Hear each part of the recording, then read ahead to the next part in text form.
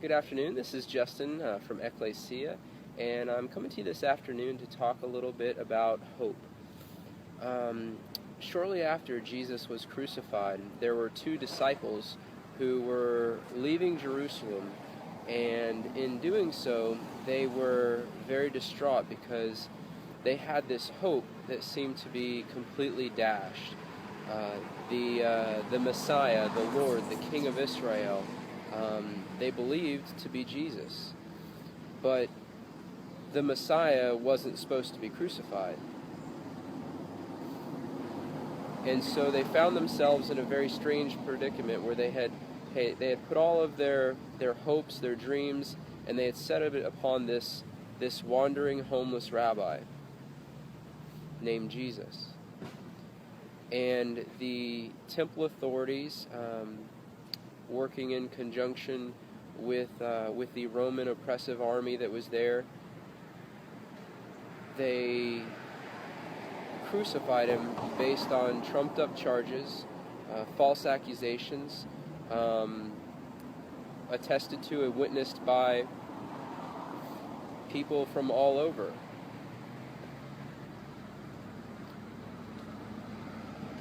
And suddenly a man appeared, and he began to walk with them and to talk with them.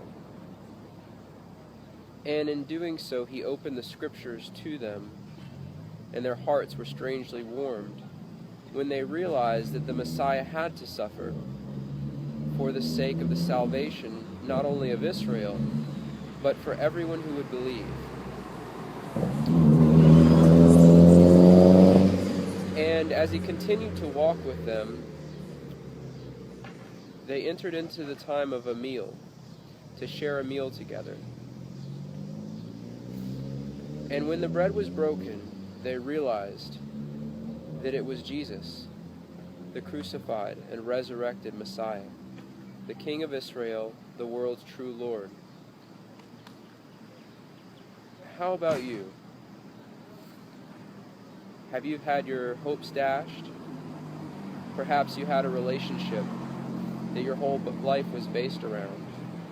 Or maybe you had a career that suddenly wasn't there.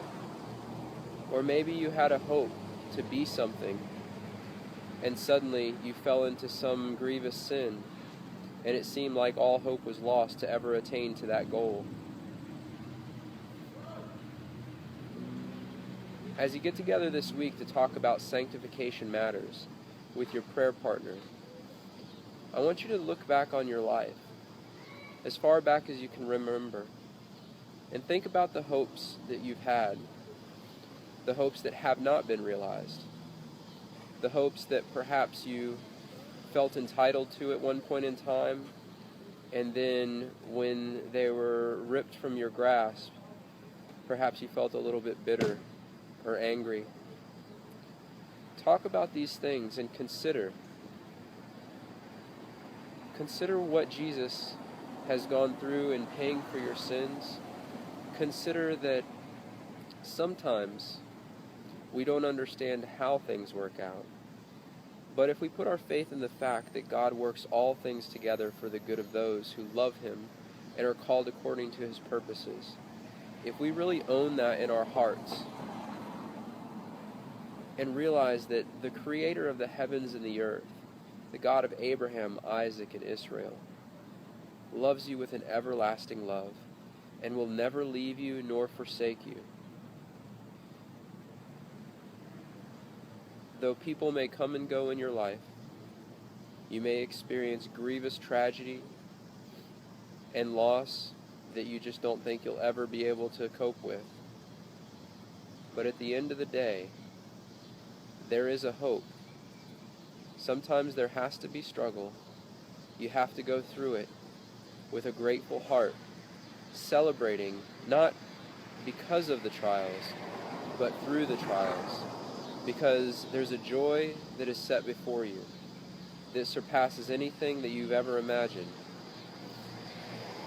And then you may wake up one day and your tears will have dried, your hope will have been restored, and all things will have been made new.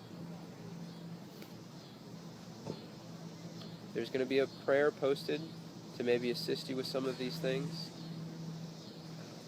But again, remember, God has promised us a new heaven and a new earth where justice is at home, where all things have been placed in their proper order, where everything that has been wrong with the world, with our lives, with our communities, is made right, is made whole, flourishing with life, and filled with love.